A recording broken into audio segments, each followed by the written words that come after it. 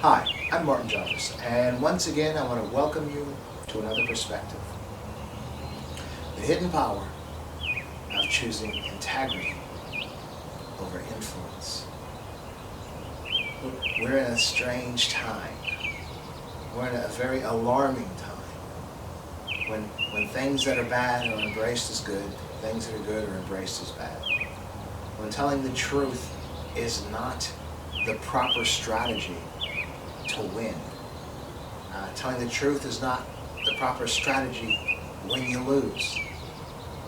That seems to be where we are today, especially in our politics. There's a tremendous lack of integrity. And our politics has become very popular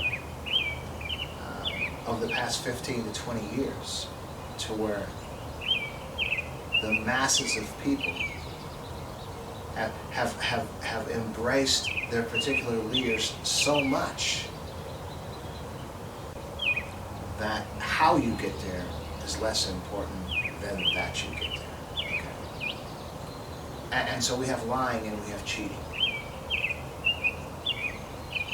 And it's one thing when you lie and cheat. But consider, in the realm of politics, and as a scientist, you're looking at this situation and trying to observe, pull some truths out of it. The point is to convince the masses of people of a lie. Okay? So you're lying when you're lying. But the purpose of your lying is to convince as many people as you can that what you're saying is the truth. Because you don't need everyone to believe. You just need a particular segment to believe. And this is not a political program. This is tied right back into our lives. But the political arena is the perfect example to get an understanding of cheating and lying, integrity, immorality, good versus evil, and all that. And what it causes, what it can cause. There's a reason why cheating and lying is considered immoral.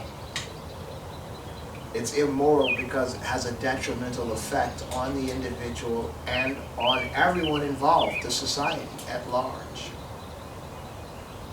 And so you spend your time trying to convince most of the people that what you're saying is true when you know it's a lie. And the funny thing is when you have your hero, when you have your champion, you don't mind if it's a lie, as long as you win. And we've seen it in boxing, we've seen it in sports, when the other team makes an infraction, we protest, vehemently, okay? But when our team has the same infraction, we don't, because we want our team to win so bad. We see it in the courtroom. I mean, we have particular procedures and laws that are set there to protect the innocent and make sure everything is fair. But a wise and wily attorney can use those safeguards and turn them into an advantage, either to free an individual that they know is guilty or to find guilty an individual that they know is innocent. This is how we operate. Okay, and I think the only redeeming feature, or the only redeemingness that we have in our society are the masses of people that we don't buy into it. We see what's going on in the court cases. We see what's going on in the games. We see what's going on in the politics. Okay. The problem is when we get so immersed in it ourselves, we begin either to excuse the lies for the win, or even worse, we come to a place where we begin to believe the lies. And there's a saying, if you tell somebody enough times a lie, that they begin to believe that lie is the truth. Okay? And so that's chaos. What's birthed from evil, and I want to call cheating and lying evil, versus good, not cheating and not lying, right? What is birthed from that evil is chaos. Because the chaos of the folks proclaiming a lie and finally believing the lie, the chaos of the folks recognizing it's a lie and fighting against it, this eruption of chaos in the midst of the masses. If you go back to anywhere in recorded history, every war began because of a lie. Somebody told a lie. Somebody wanted something that wasn't theirs. And pretended like it was. Or folks had taken something that wasn't theirs and pretended like it was there. Every war began with a lie. The Gulf of Tonkin, the Vietnam War, an incident never happened, which was the green light for our action in Vietnam. And it was a lie. Over 55,000 Americans killed. Over 1 million Vietnamese killed. Over a lie. Okay? And it was a lie.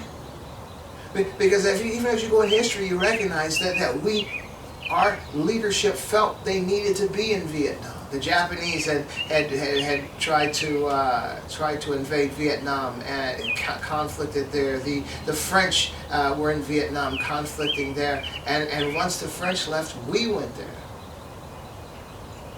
And the reason was, in our attempt to prevent or slow down communism, the whole domino theory, But what it all boils down to, the common denominator is that it was a lie. And we see what happened. And we didn't win.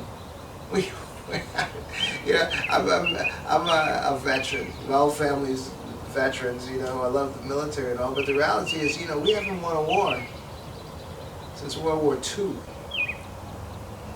Because there's something about honesty and integrity when you're actually fighting evil. There is that good. There is that sowing. You reap what you sow. So when you're fighting evil, you're automatically going to have that little extra strength, that extra armor, that extra good fortune, because you're on the side of right. Okay. But when you're on the side of evil, masquerading as right, you can't win. Okay, so we see that in the big picture. What I want to suggest now, we got to bring that down to our lives, our personal lives. First of all, we are buying into the stuff in the politics, and that's easy, okay? And that's why I presented the politics as an example, because most of us, especially in this nation, are affected by the politics because we've bought into our particular sides and we've dug in, for our sides, regardless. Okay? What I'm suggesting is there's an effect on our individual lives.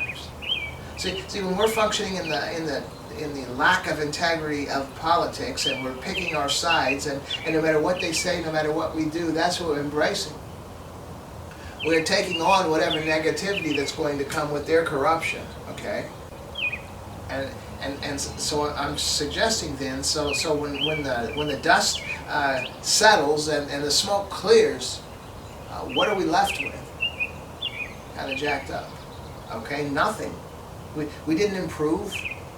Now some of the people we were supporting, now they're a lot wealthier. We've been buying their books, their paraphernalia and all that stuff, but where are we, okay? And these are the masses. And what I want to suggest to you, it's the same concept as it boils down to our individual lives and the actions that we take, okay? Are you taking actions of integrity? Because what I want to suggest is that evil, lying and cheating, which I consider evil versus good, they might have a run, but they're going to collapse. Evil will not prevail. So we have to at times look at the long game and recognize that it might be convenient to buy into things that aren't quite true, to make decisions that don't really have integrity, to do things, to cheat and to lie for a particular end, but in the long run it's not going to be worth it, okay? And so what we're trying to do in life, our lives on this planet are very short. We come into this world as innocent babies with a particular time frame that we have to survive and to live by. And so much potential. We have every opportunity in the world, but the decisions that we make sort of each day, each month, each year begin to lessen our potential, okay? And so what I'm suggesting is we need to be aware of this. We buy into things that have no real value to our lives. We've been convinced that a particular political party is so important. We've been convinced that a particular religion is so important. We've been convinced that a particular perspective in social settings is important. But in the long scheme of things, man, our lives are short. What are we doing with that life? What are we sowing? What are we reaping? We wonder why things don't seem to be going right. The business venture, my family situation, my health, my life, my job, my money. What's going on here? Sometimes we have to stop. When I used to speak and mentor the kids at juvenile detention, I would tell them sometimes, as they're sitting in there in their orange jumpsuits in this auditorium, and I had to spend the first 15 or 20 minutes trying to convince them that there's something wrong with their lives. Now to me, looking at them, it's obvious that there's something wrong because you're locked up. But to them, they couldn't see it. So I had to express it, and I would tell them sometimes, just close your eyes and look at your life and ask yourself, is this the way that it's supposed to be? Okay, there are cause and effect. If you are getting negative effects, there's a cause. There's always a cause. A lot of times we don't see the cause, but there's always a cause. And so how are we living? Where's the integrity? The old saying, what goes around comes around, and chickens coming home to roost, or the biblical version, you reap what you sow, or karma. These things are active in our lives, and there are often reasons why things don't seem to be working. Now, unlike a lot of religious people, I do buy into that sowing and reaping thing. You reap what you sow. But I don't think it's punishment. You do something wrong and the punishment comes at you, or you do something right and the goodness comes at you as a reward. I don't believe it's like that. I believe like there's this unseen, sort of like Adam Smith's, invisible hand as it relates to economics, but there's this invisible hand that's just trying to guide us to be good, okay? To do the right thing, to walk in integrity, to care about your fellow human beings, just to do the right thing. And we call it sowing and reaping. If you do bad, bad's going to happen. If you do good, good's going to happen. No, I think it's just the guide trying to get us to walk the right path. So if we're stepping out, if we're walking in a lack of integrity, we're just, when we're reaping negativity, it's not a punishment. It's just the invisible hand trying to get us to that place where we're supposed to be walking right, okay? And so that's why the things are not going right oftentimes in our lives, because we're doing everything right. We're checking the boxes. We've come up with a business plan. We did this and did that. We're doing all these things we're supposed to be doing in life, but it doesn't seem to be working. We need to look inwardly. Challenge yourself. And it's very important, because these are the messages, the unspoken messages that we're sending to our children. And in reality, if you look back in your life, these are the unspoken messages that were spoken to many of us in our lives coming up, okay? It's very important. We talk about, or we hear about, how this generation of young people, they're kind of jacked up, right? Well, the question is, who raised them?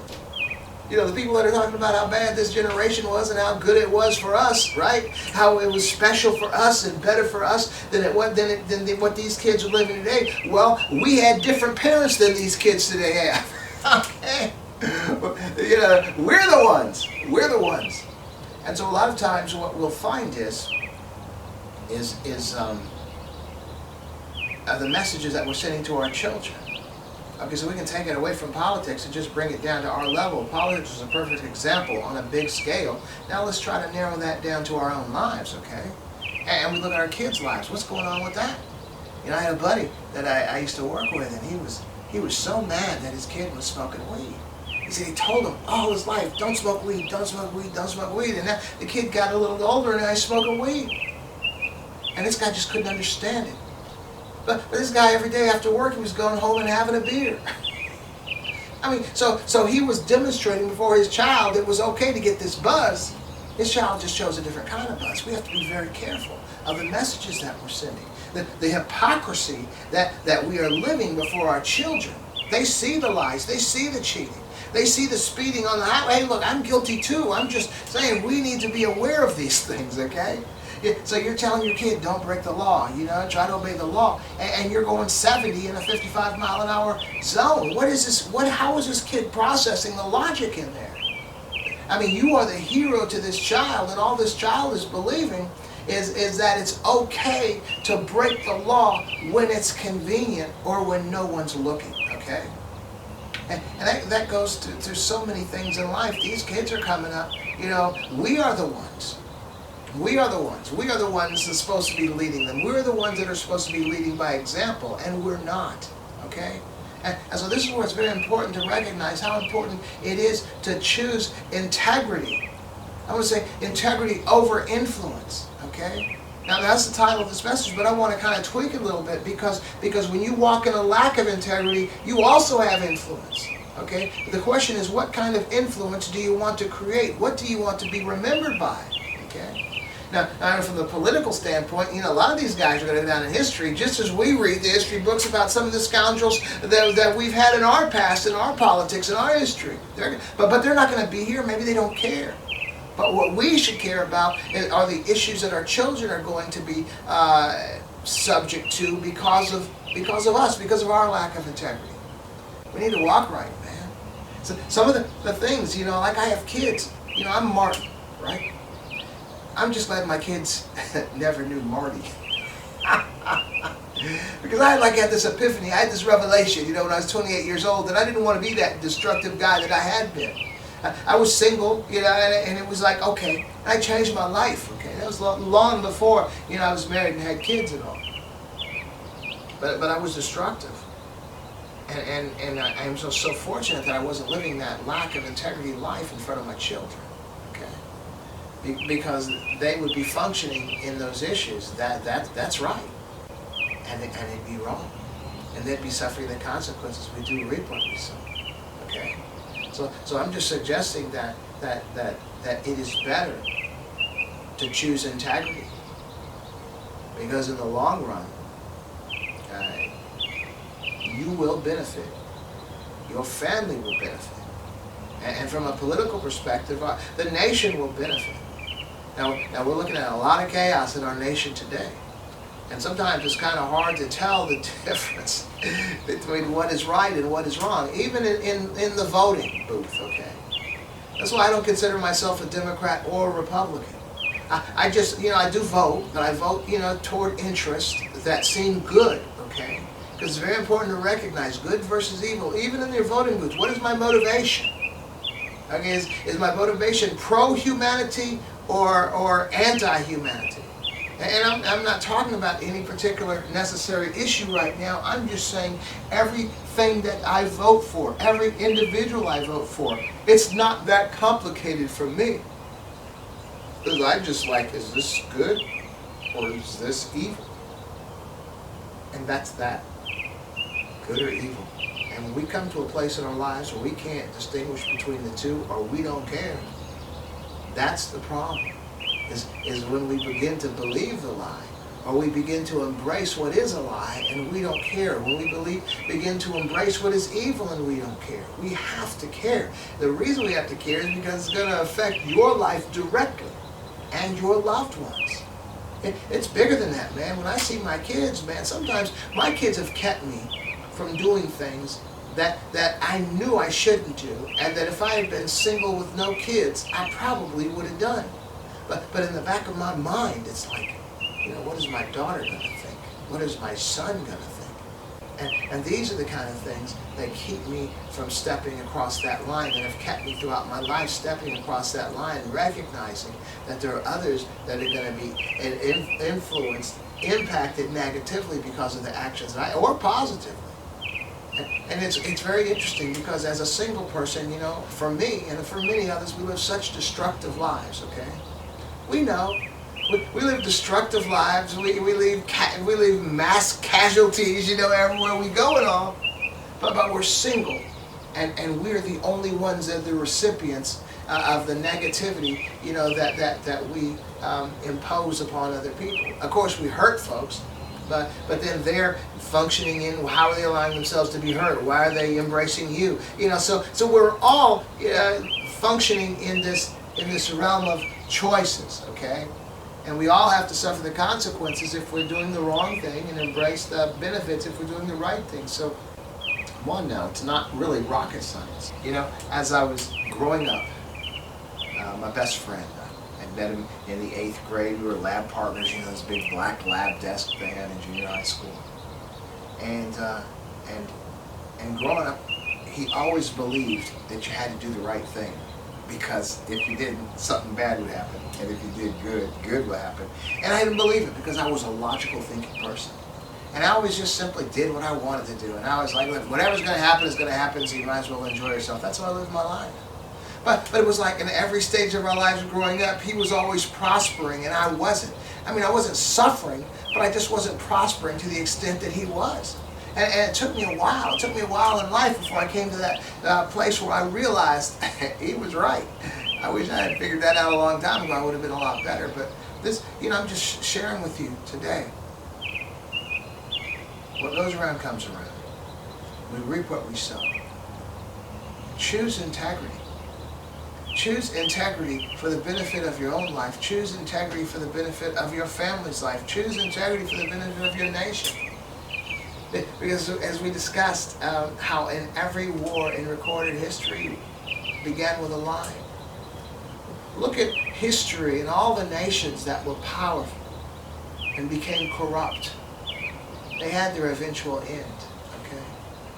Because corruption, lying and cheating, immorality, evil does not prevail. And so we talked about the dust settling and the smoke clearing and all. What I'm suggesting is when the dust settles and the smoke clears, make sure that you're on the right side of this. Always put your hand to be doing what is right. Now I don't want to sound like a Boy Scout here. So I want to share, we all mess up.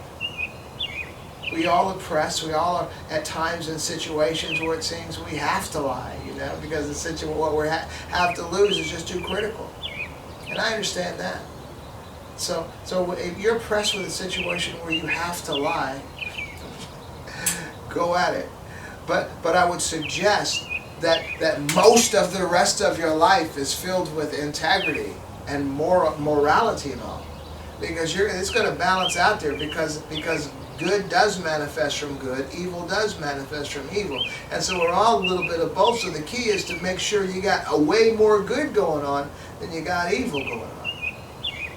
And it is a reality. I look at our nation today and sometimes I shake my head. Because whatever ills we have in this nation, whatever we've done, we've brought it on ourselves. Now I have to admit, our nation and military, and we've gone to so many places and had our hands in things that we shouldn't have had our hands in and been on the wrong side of too many conflicts. But the reality is at the same time, we've been a very generous nation and helping people and charity and helping people that in such ways that other nations just never did. And that was really, balancing out the evil that we were involved in. We're almost in like a holding pattern. We're kind of jacked up, but we're not destroyed, okay? But when you finally just give in to just not doing any good for other folks and continuing to do your evil, man, you're in for a big fall, a big crash, and I'm afraid that's what we're looking at today as a nation. And I feel as we've bought into a lot of these things, that's what we're looking at as individual lives, and it's just not good. We don't want to be a part of that.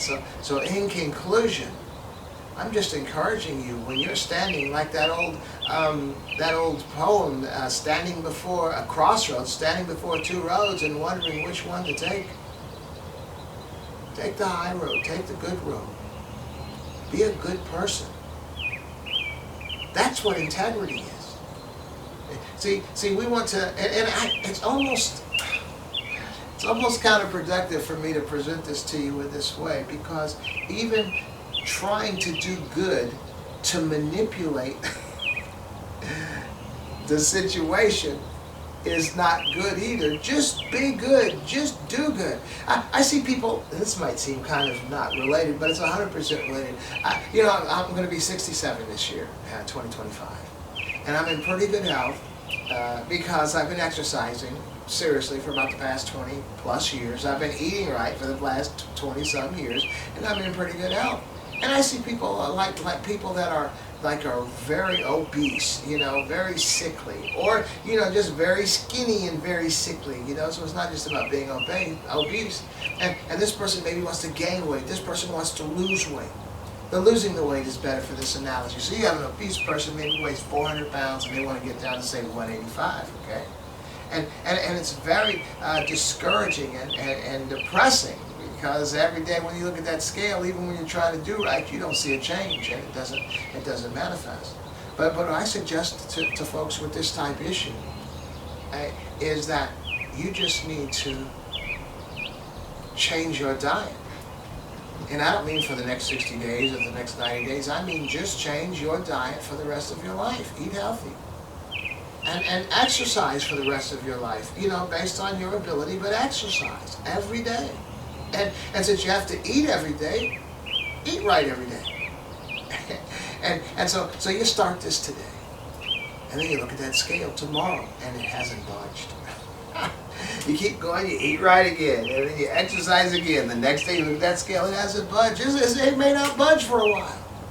But you know that today you're better off than you were the day before.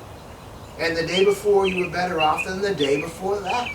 Just keep doing what you're supposed to be doing. And your weight and your health will respond in its own time, in its own way. It'll take care of itself. You'll be fine. Don't focus on that. So what I would suggest is, even though you're looking in your life right now, trying to figure out what you might be doing wrong, you might pinpoint some things, I would suggest, don't just look at that thing and say, well, I got to change this so this will work out right, because you're manipulating again, and that's dishonest. No, just say to yourself, this isn't right. This isn't going to be me anymore. Begin to go through your life. I shared in a couple of programs when I had this epiphany, this revelation. I was 28 years old, and my life was on a bad course. I didn't like who I was. I wanted to change it. And I got up that morning, and I walked through my apartment. I picked out everything in my apartment that I loved. Everything, whether they're trophies, baseball, bowling, karate trophies.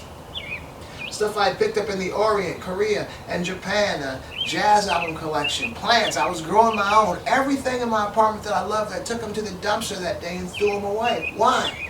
Because at that moment I recognized those things that I thought had defined me, those things that I identified with, those things were basically benchmarks of every point in my life that I embraced. This was me. I realized they were no longer me.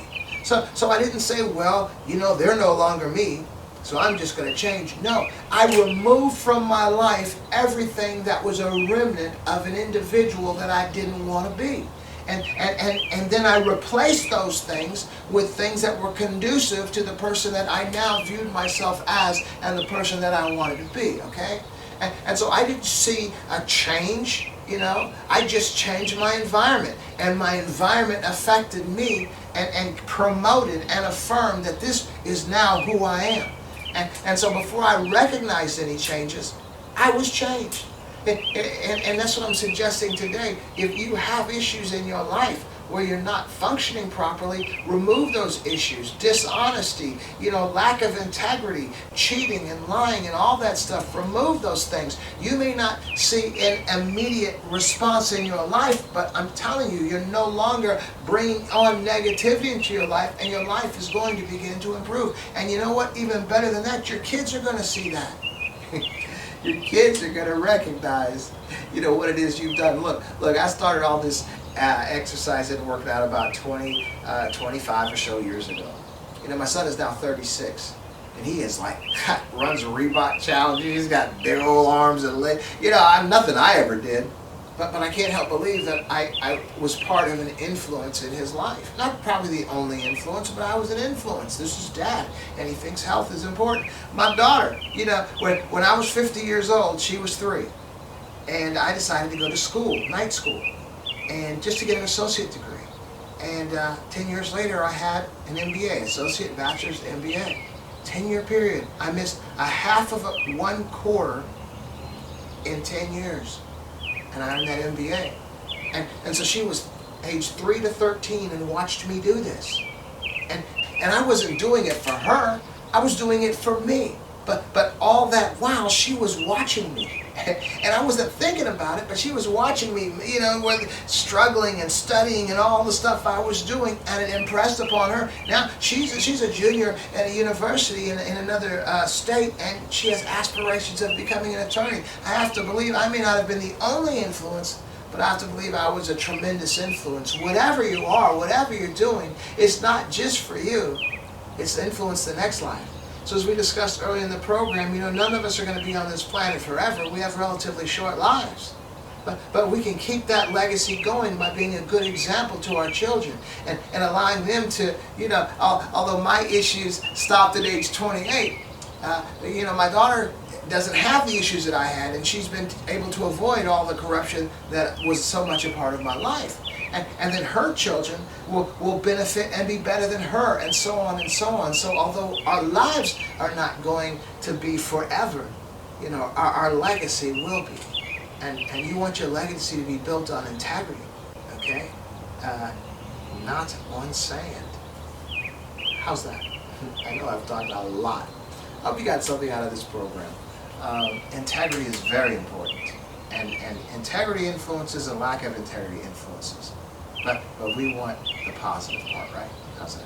Well, anyway, I want to thank you once again for joining me for another perspective. And I want to invite you to join me again. You take care.